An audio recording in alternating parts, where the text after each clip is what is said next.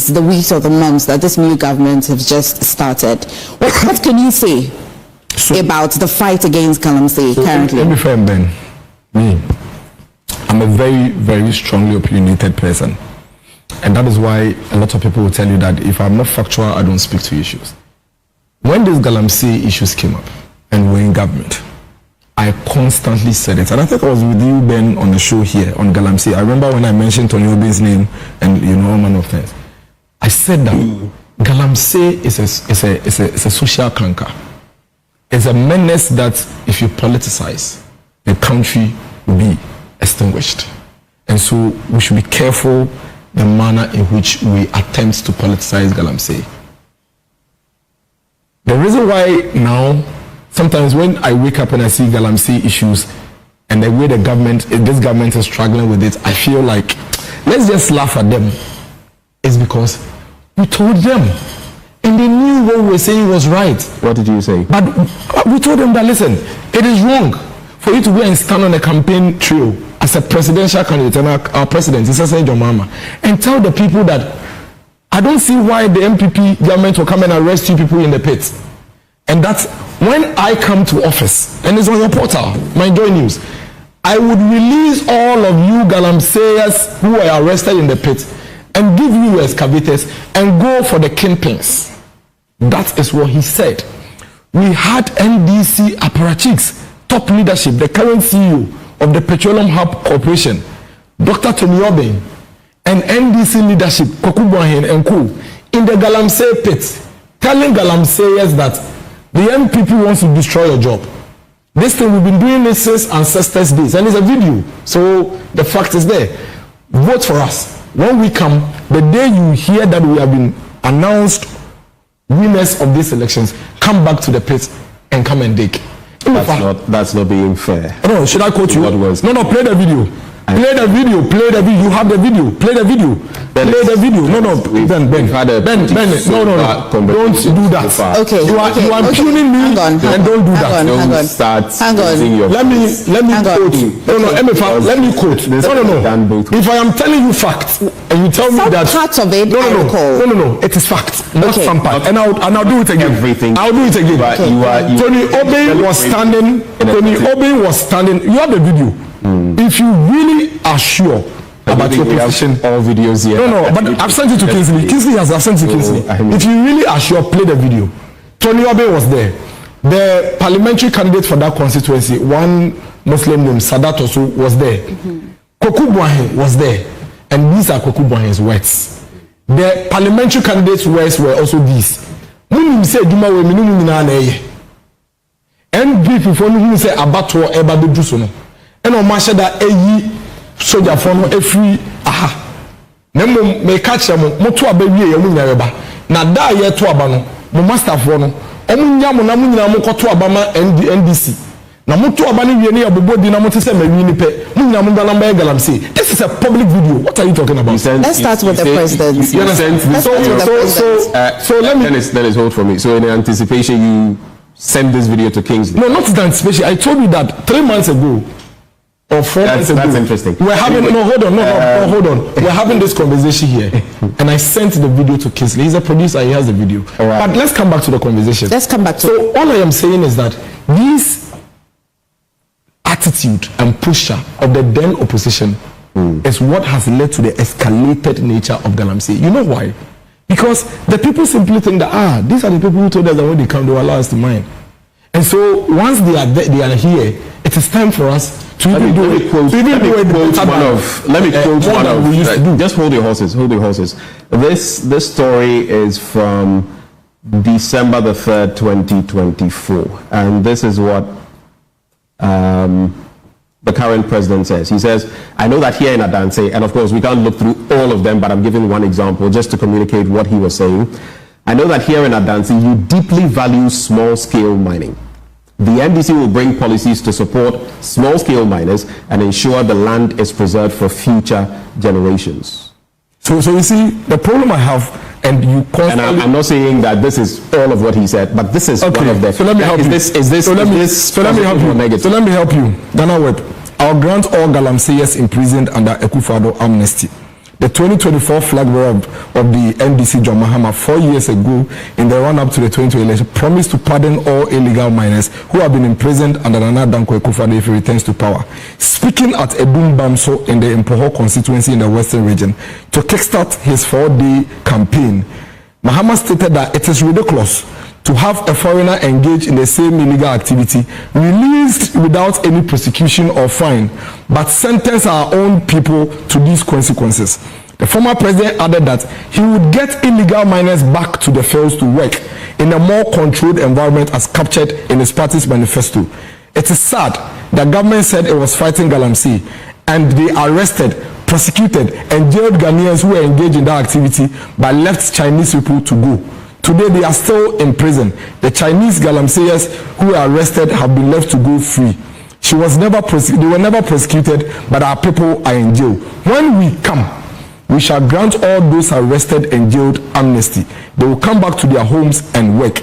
I believe that these operators are remorseful towards any unlawful activities. So we'll give them another chance. So you see, Hold on. These aspects we have not contested, have we? No, hold on. Because these we have even condemned here. So that's what I'm talking about. But it's not everything. No, so that's the point. So why are you making a point that I have made? I am telling you that if you have a former president who is aspiring to be president, tell the people that when I come, those who committed crimes against the state and have been found culpable by a court of competent jurisdiction will be left to go.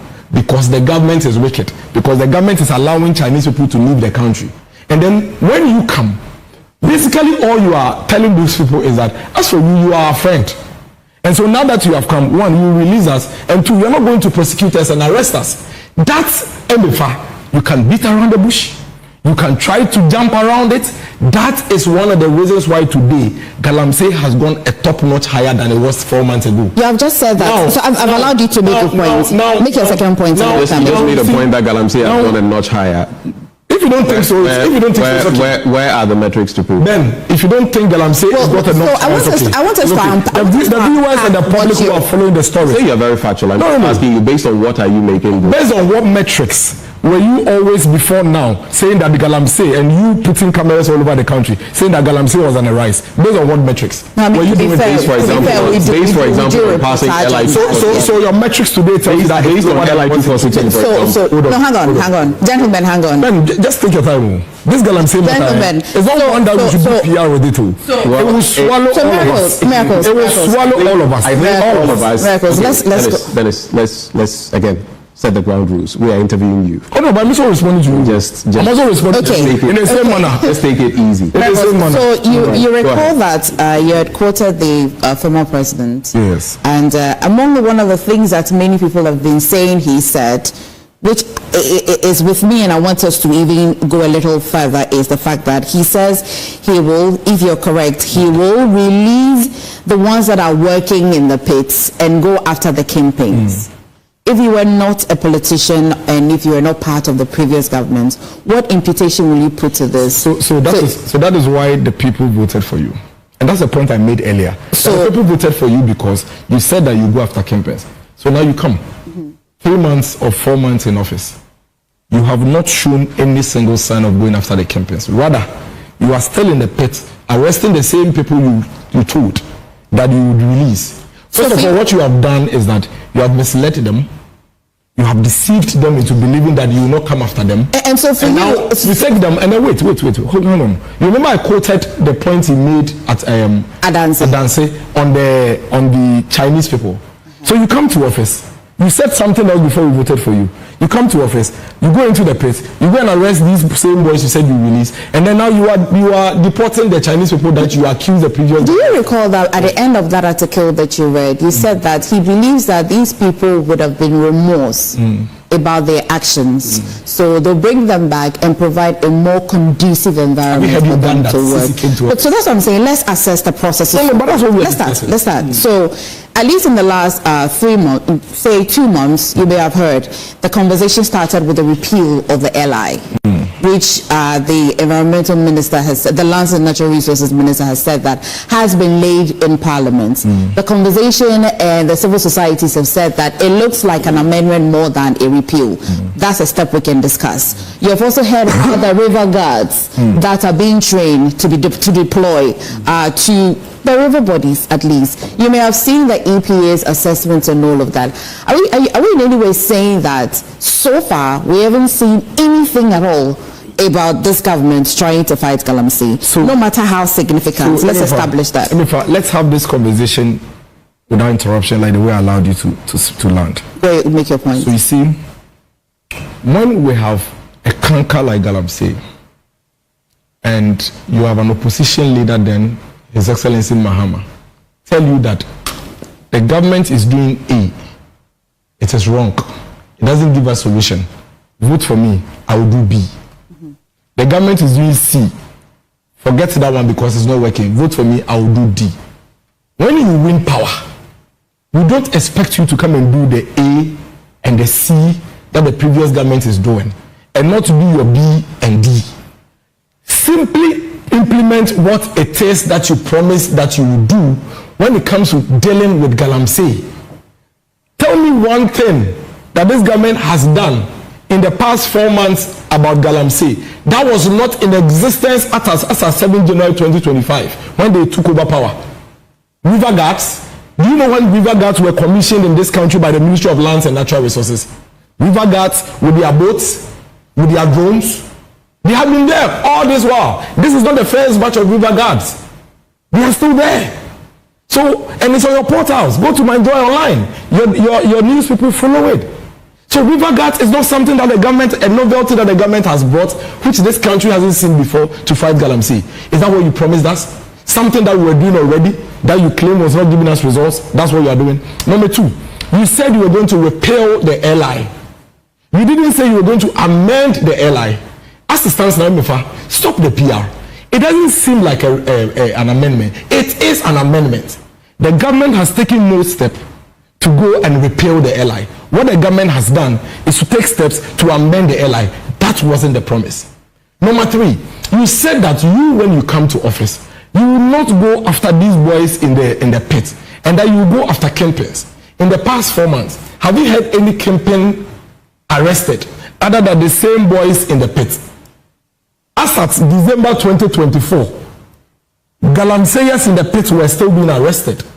As at October 2024, on your portal, My Joy Online, you were reporting Galamseyers who have been arrested by the previous government.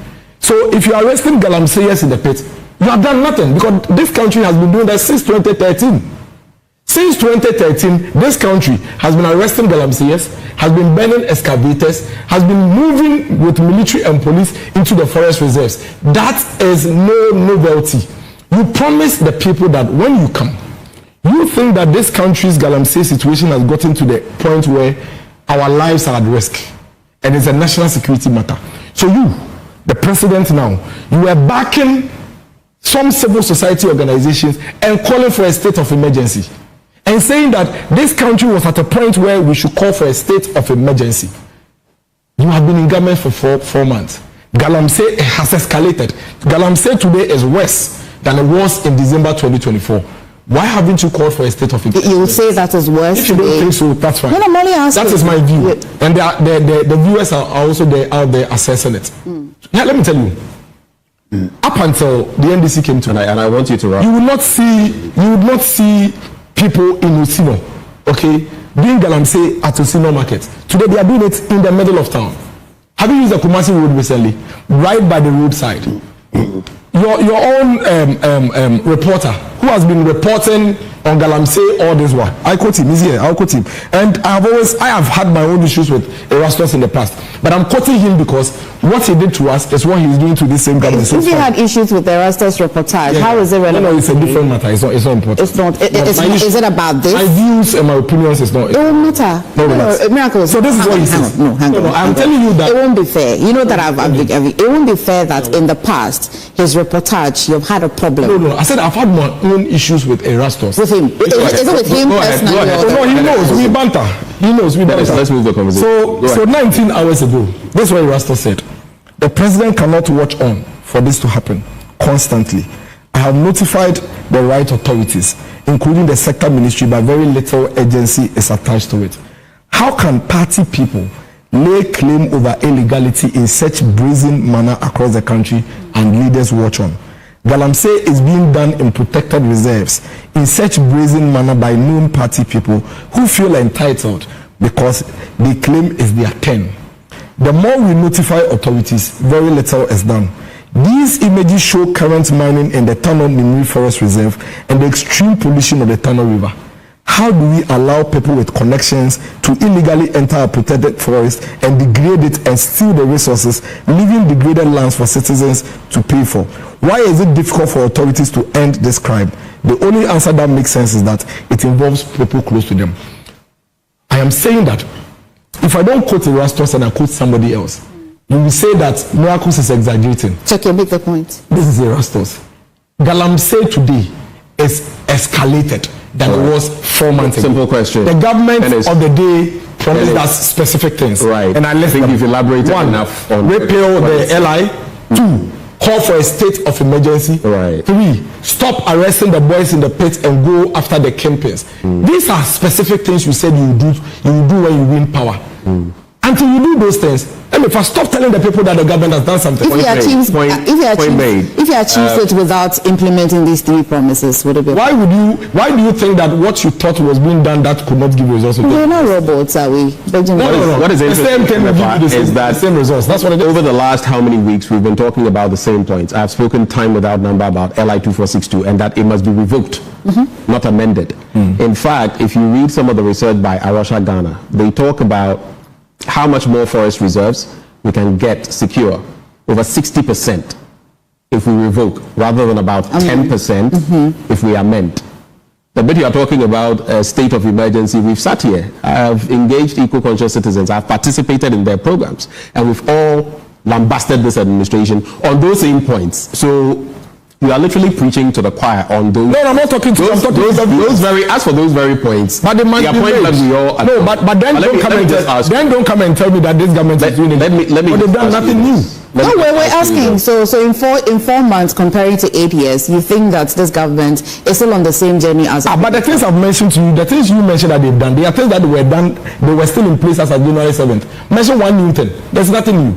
Mention one new thing that this government has done on Galamsey. One. You don't have. Is that a concession then? If you say that all the mechanisms have failed, is that a concession that throughout your 8 years, your mechanisms at tackling Galamsey were also failures? If you followed my conversation on Galamsey, you'd realize that yes, that's my answer. Because I have always said that the manner in which we politicize Galamsey is the reason why these mechanisms are failing, and that is why I recently even made a post. I think even the restaurants made a comment on it, and we had our own banter. That's a different matter. I think that MPP in particular shouldn't go the path the NDC went when they were in opposition. That is my view. I think that no matter how much this government would have lied to the people to power on this Galamsey matter, we should put politics aside and not play politics with it and work with the government to get Galamsey solved. Until we depoliticize Galamsey, it doesn't matter the strategy MFI will put in place. It would not work. When you read that definitely, and because I want us to, it will not work. I think it's common knowledge. It will not work. That problem. You understand? And everyone will tell you that both parties are neck deep. They have people in it. But we don't have all the time to talk about that. You see today you are saying both parties. In 2024 December, you said MPP people. Because at the time it is NDC people, not both parties. Today, the Galamsey's are NDC people, not both parties. No MPP person is in the pit. When you go and the NPP person in the pit, arrest him, jail him for life. It is NDC people who are doing Galamsey. Have you identified one NDC person? Yes, your news portal, this your station, show the video. Yes. This your station, show the video of NDC chairman almost strangling a military officer the and incident asking him why he's in the pit. So yes, your station So should. that makes him a Galamsey. Yes, but he's an NDC guy. Okay. And he's a Galamsey. And your own reporter, Rastos, has constantly been giving indicators of those who are doing it. Let's have a the point I am making is that you say there are no mechanisms. I just want to find out. new gold board. No new. The gold board. What do you think about it?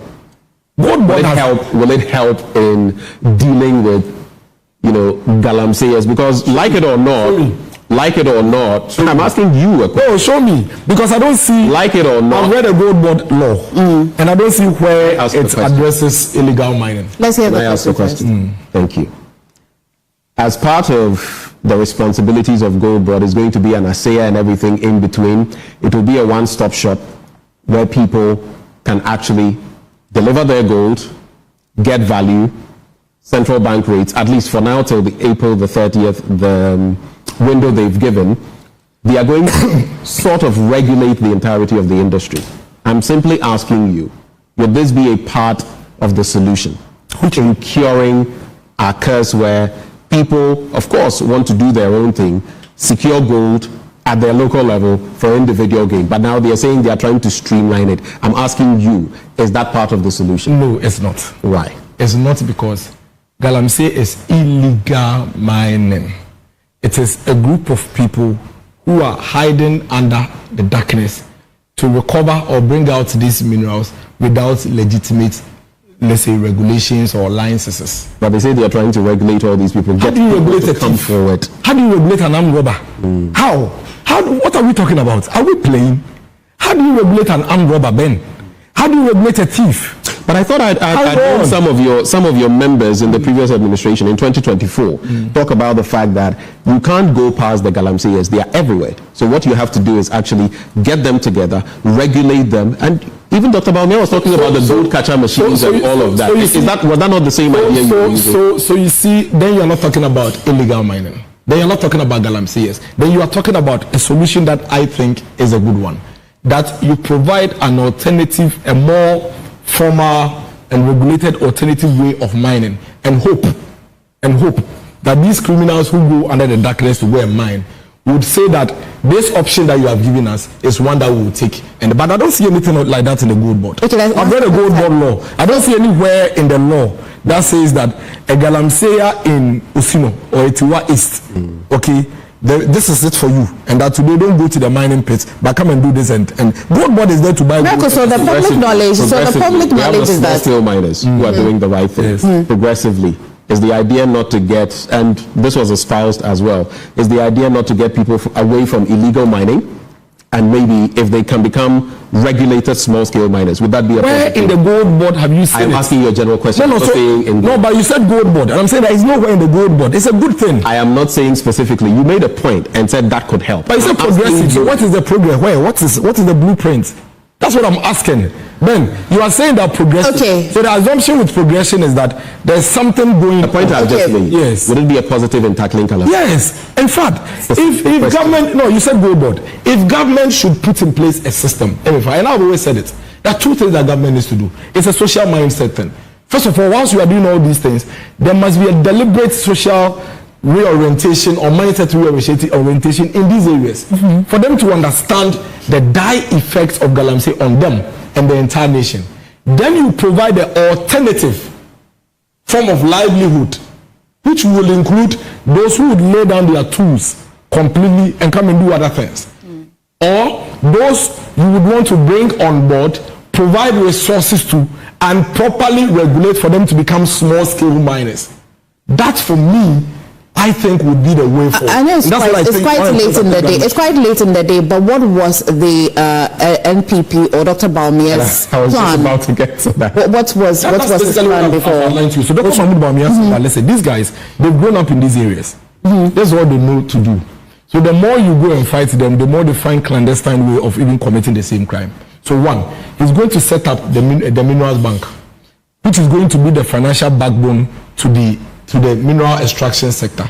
Two, these Galamseyers are going to be sat down, reoriented, and then encouraged to put themselves into proper cooperatives giving the necessary backing, which includes. How is that different from what we were just discussing? What is different? Is it being done? You said gold board will do it, and I'm telling you, it's not in the gold board. Right. It's not in the gold board law. This fascination with gold board. But you brought it up. I spoke about it briefly, and then I started talking about general solutions. What could be done? Asking you whether these would. But I agree with you. Yes, I agree with you, and that is a proposition. It's not. Okay. No. Okay. We're on a journey. Let's stay with the. Go ahead. Finish. So he would provide the data. Okay. The data is to help these Galamseyers or small scale miners, let me put it in that form, to stop scavenging and just digging everywhere hoping they find minerals. But at least this time around, they have the data that says that this place, there is gold. Then government provides them with the necessary machinery. That's where he mentioned, Dr. Baumia talking about the gold catcher machine, and give them the financial muscle so that they do not even need the Chinese people. Because what is happening is that when the Ghanaian person has some land somewhere in the Etiwa forest somewhere, because they don't have the muscles to bring all these machines, chamfan and excavators, they go to China. They bring the Chinese people to come and help them. And at the end of the day, you realize that even our own people who are committing this crime, they get very little. Okay. And then the Chinese Right, so people the composite of this, you believe, would fare better than what we are seeing now, right? In fact, and it's something that I encourage. We have limited time. Let's encourage government to really do. Quick one. We have to move on. Yeah, in fact, and this is because we wanted to put clarity on the gold board, not that we speak for the government or anything, but if you look at the public understanding of what illegal mining is, it's believed to stem from small mining. Even because we have small miners who are licensed, right? Who are small scale miners who have license to mine, but the illegal ones will stem from that because we are unable to regulate, as you have said, a thief or an armed robber. You cannot regulate them. So the gold board, as part of their mandate, says that they are going to be putting all these small scale miners into one, so they are able to regulate it. Because at least if you can oversee behind you, you can be able to at least mitigate the thief, right? Small scale miners are already regulated. So if you can oversee, yeah, but they are already being overseen. at least it makes the entry of the thief a little bit smaller, right? Some of them are still engaging in illegality. Let's help government. Are you not aware? Let's help government to function well, and let's stop playing semantics. Small scale miners are already regulated. Some of them engage in illegality anyway. But those are not small scale miners. If you are a small scale miner, you have a license. You have been given a concession. You've been given small scale miners with licenses, even per the group admitting. Yes, but even there are big mining firms who are even still doing this criminality. So it doesn't mean that once they are small scale miners, everything is perfect. The point here is that he says that Gold Board says they are coming to oversee small scale miners, and when they do that, it will help. And I'm saying that small scale miners are being overseen even without Gold Board. So at least they are being regulated. It's a better sector. How is it? It's the same thing. How is it? I'm talking of the small scale mining setup. Yes, they are not Galamseyers. They have a lot of. They are not Galamseyers. So point made. It is the thieves and the criminals who are in the dark doing these things. They are the ones who are. We still have a lot to talk about. But I just want to segue back briefly on. I would have wanted us to do that before getting into Galamsey. The Baumia factor. Just quick reflections on that. I've heard talk about national development. Actually, we were going to do that before national development. Do that one. No. There are so many other issues, and I don't want. Why are you so much interested in our internal? Unless you don't want to talk about it. Yes, but I reserve the right to talk on it. But let me hear you first. It's your decision. I'll hear you first, then I decide. There's been a lot of talk about the candidate you chose. The most recent of them being Owusu Bempah, and he made a comment just very recently, and he said that for him, the loss of the MPP was because of the wrong candidate that was selected. And I have also heard of similar comments coming from different bigwigs of your party, suggesting, some of them saying in confidence that things didn't inure to the benefit of the party because of the candidate that was selected. To what degree do you think the selection of Dr. Baumia was problematic for the MPP? Honestly speaking, I don't want to. It's not a conversation that I want to go into now. So Owusu Bempah actually said. Who's Owusu Bempah? You know Owusu Bempah. He was a presidential staffer. I'm not talking. No, we didn't have a presidential staffer. I'm talking about MPP member. No, we didn't have a presidential staffer called Owusu-Bempah. You didn't have a staffer called Owusu-Bempah? No, we didn't. I see. So I want to know. I also know someone was at, was it NPA or Ghana Gas? Yeah, he's the one. Oh, now you know him? Yes. Okay. But he's not a presidential staffer. Right. He says many MPP members didn't vote in 2024 due to, quote, wrong candidate choice. We are rebuilding our party. You're rebuilding your party? I think that, like I said earlier, in our party today, the most experienced politician, active politician in our party today is Dr. Bawumia. There's no doubt about that. In our party today, he is the one that has been at the foremost today, actively, and has been at the foremost of this country's politics than any other person. He's been vice president for 8 years. He's been running mate for another 8 years. That alone was 16 years. And he's run for a presidential election.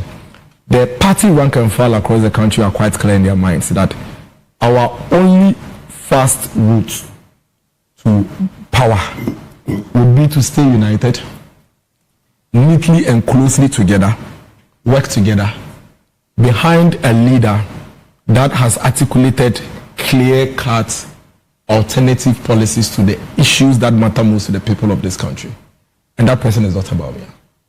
That's one, there's no doubt about it. Data supports it. Our political history even supports that. As for views, I can't verify this because I didn't hear it. I haven't heard it. But as for views being expressed by individuals, I am sure that you are aware that we'll be going into an internal contest. And once we'll be going into an internal contest, we should expect that even within our own so party, we leave that people would disagree. Contest. People would disagree with each other and all of that. So let's not really worry too much and play so much beyond. Even with comments like these, Dr. Mahmoud Bawumia's posture is that, team, let's work with the party who are committed to ensuring that we get back to power so we can implement these ideas we have for all these sectors. And I think that anything that would distract the party's rebuilding and restructuring is something that I would advise all our party people. It's difficult. Sometimes it's very emotional. It gets sentimental. This one is very emotional. Let's talk about Operation Feed the Nation. My interesting takeaway is the fastest way of getting back to power. Fastest, yes. Maybe not. Of course, but you can get back to power in 30 years, 40 years, 50 years. So you need to go for the fastest. But anyway, as a student of political science, here. I understand because why are political parties set up? Yeah, they are set up to win elections. Yeah, that's so what it is. It's understandable. No, but that's all. That's the only reason. It's understandable. That's the only reason. But whatever it is, we'll be right here to discuss. Yes, Hopefully you'll be in this seat. Oh no, that's every day. I'm your partner. I'm your stakeholder. Let's talk about the Operation Feed the Nation. Thank you. And a lot of people have just opposed it with the planting for food in your era. What do you think about the NDC's Operation Feed Ghana? I mean, I haven't seen the policy document. I haven't really seen the details of what the program will do. But anything that would give us food sufficiency, anything that will give us economic liberation when it comes to food security, I think it's something that we should support. And I think it was on Saturday that the president launched the program. Let's support it and let's see how it turns out. We'll be here again, like you said, maybe after a year to do an appraisal on how far it has gone. You seem to be giving this government some time to want to operationalize this, but not the same sentiments for Galamsey. Because that tells you that I'm quite objective with the issues. Because Galamsey, they are failing at it. I am pretty interested. Interested in that. Why are you doing that? Because why? Let me make my point. Okay, lads, wait. Go ahead. Because clearly, Galamsey, they are losing it. They are clueless about how to deal with Galamsey. That is fact. You can play PR with it. You can help them gymnast around it. Fact is that they are struggling. And you know why they are struggling? It's because of their own words. Their own words is what is fighting them. So right now, they are fighting themselves. And that's why Galamsey will be handled in that matter. But Feed Ghana, he says he's going to produce 8 million beds with some number of persons. Let me help you with some of them. It talks about the promotion of smart agriculture. I can't get into the details. Yeah, sure. Grains and legumes development project, vegetable development project, institutional farming, among others. I have said that the way forward for us should be mechanized farming. Yeah. Larger scale. When you go to other countries, that's how they are doing it. You don't even have too many people getting into it, but one mechanized farmer can feed, vast numbers of people. My question to you, we've had planting for food and jobs, 1, 2, we've had rearing for food and jobs and all of that. You speak to some of the agricultural experts and they say these did not yield the returns. In fact, Mr. Carrier will refer you to the market. When you go to the market, what are the prices of foodstuffs? Do you think this is any different from those and it would make any difference? That's my question. So I'm hoping that once you are introducing a program, you do an appraisal of the previous one, and then you see the gaps, and then you make sure that the pitfalls or the shortfalls that the previous. So you're hoping they would have done that? You would meander around that. You know, the argument about these programs by the Ministry of Agric and prices of food or food stuff is sometimes when we are having that conversation, we should be careful. I have been an MC. I mean, we come from the same municipality. A sack, or is it a bunch they call it, of plantain? A bunch will do. A bunch of plantain will be costing, let's say, 50 cedis at Adolso market. Okay, that is food in Ghana. But by the time you move from Adolso market to the Medina market, it becomes 300 cedis. So you see, it may not necessarily be the program Planting for Food and Jobs that failed to give us the pricing, but there will be other reasons. Some of the markets in Medina will tell you that the cost of transporting the goods from Adolso to Medina is what influences the pricing. Some of the people will tell you that we even have plantain getting rotten at Manguasi because the road from Manguasi to Adolso is not in very good shape. So all of these experts, sometimes when they are saying some of these things, they are looking at it from a very single view. But there are several things that influence. We've had situations where you go to the farm areas and you have tomatoes and pepper being thrown away. And yet when you come to Accra, the prices are high. The point I'm making is that the prices of foodstuff are not influenced only about the abundance of foodstuff. You can have abundance of foodstuff in the farming areas, but still have price of foodstuff expensive in Accra because of other factors. Do you anticipate these same factors in this current policy? That's why I said I'm hoping that this policy would have done an appraisal because it's the same ministry. It's the same sector. So there were that were not addressed, and these must be looked at. For example, transportation, which is a basic, isn't it? The roads, cost of transport, and all those things, they all matter. They are all factors that matter. And I'm hoping that there will be, you see, when you are running a country, you don't throw everything away. And that's why when you look at the Feed Ghana program, you see complete similarities in the previous one. Why? Because it's the same ministry, the same sector. I see the chief director that was with the MPP still seated on the table with Eric Kupos, the technical aspect. Exactly. So you realize that the ideas will not depart so much from what was in the past. It's just a name that has been changed. But as you change the name, you surely have to do an appraisal of what was done in the past and identify the ones that they don't do so well. I want us to do it, but just briefly on this agri thing. The president talks about the $4 billion worth of tomatoes we bring in from Burkina Faso. He talks about $400 million in poultry and all of that. Do you feel this gap can be taken care of in maybe 4 years? Practical? He said he would do it. He said it, and it's in manifesto, and we are supporting him to get it done. From where you sit, look at the manifesto. It's in the manifesto, is there? From where you sit and the variables that you look at, is it achievable? He knows why he said he could do it. And I'm backing him 100%. He's merely made mention of where we are. No. I'm saying, can these be done? He hasn't really mentioned. Apart from their promises. No, it's not a promise. These are latest comments that I'm referring to. But he cannot depart. He cannot depart from. Can these be done? Yes, he cannot depart from why we voted for him. You can't come into office and come and change your position. We voted for you because of the things you said you would do in your manifesto.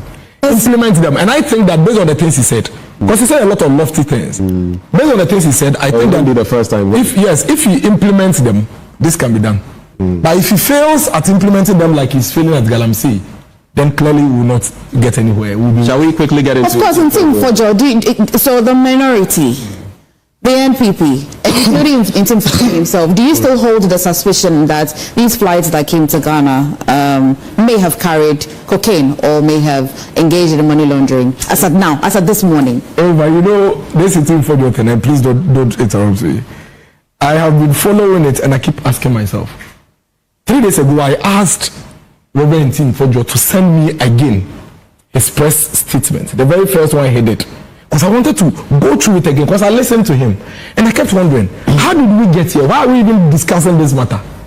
Reverend Ntimfojo's press statement is very, very simple. And he's here. He sent it to me 3 days ago.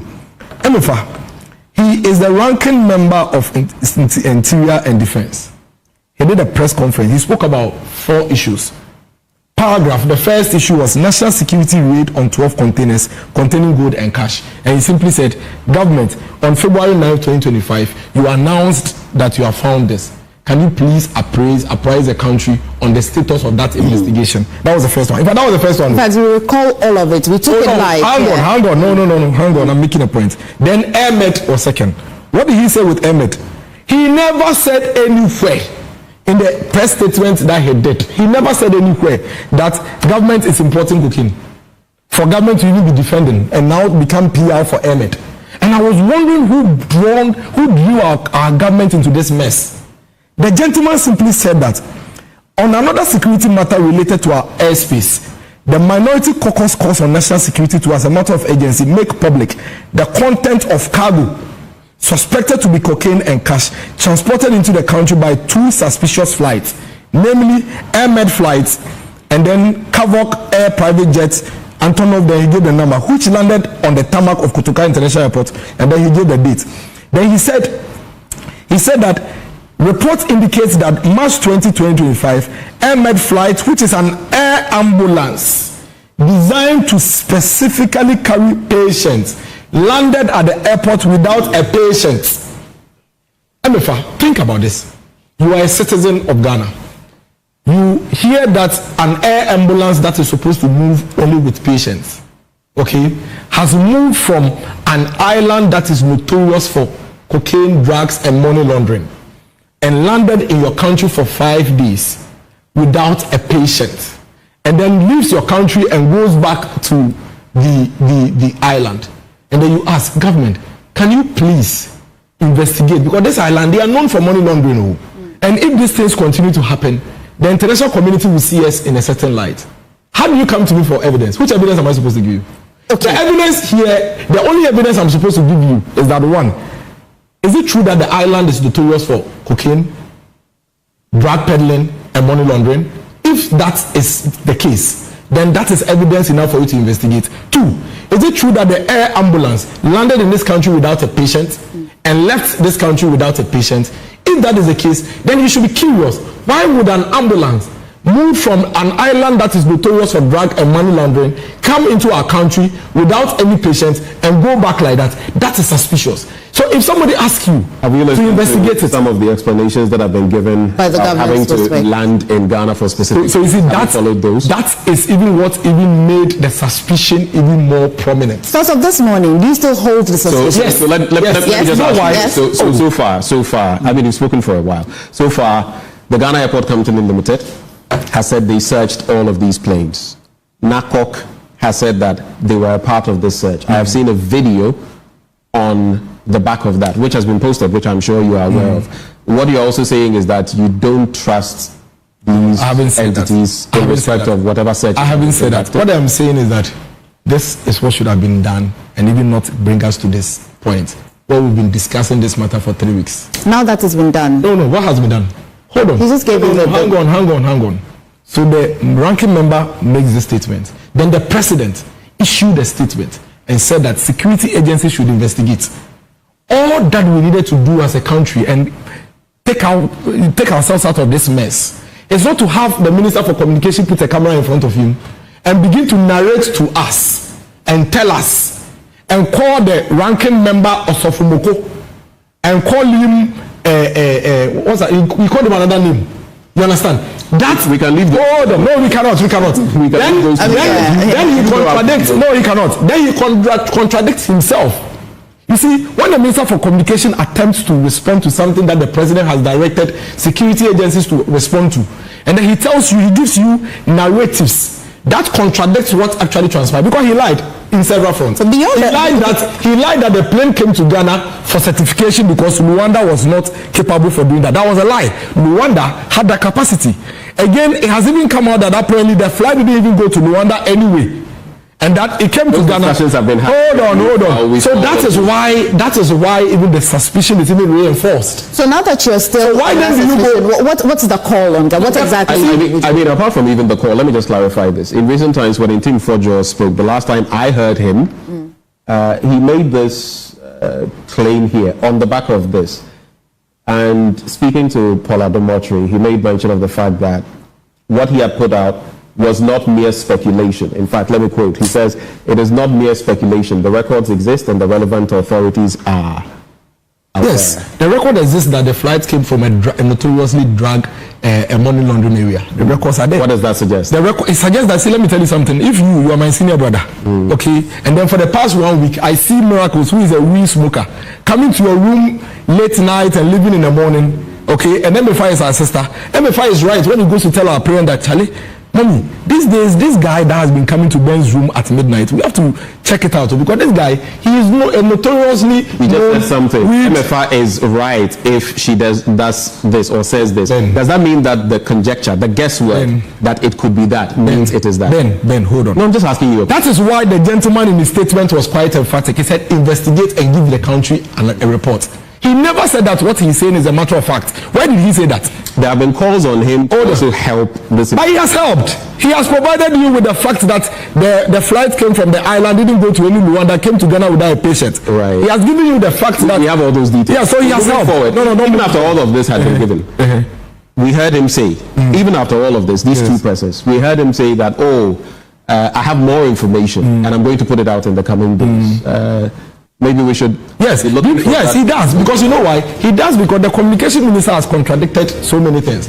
And that is why he's now getting more information. The more information is that, first of all, he even brought us pictures of a flight that was not in contention.